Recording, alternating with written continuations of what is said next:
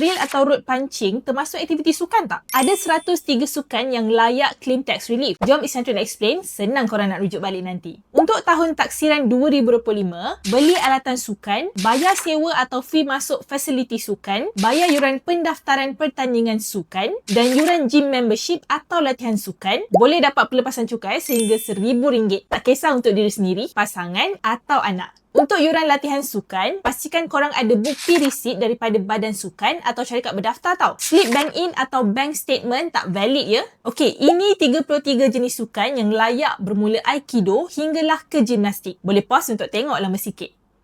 Ini lagi 37 sukan yang layak dari goalball hingga ke rugby. Pause untuk tengok lama sikit.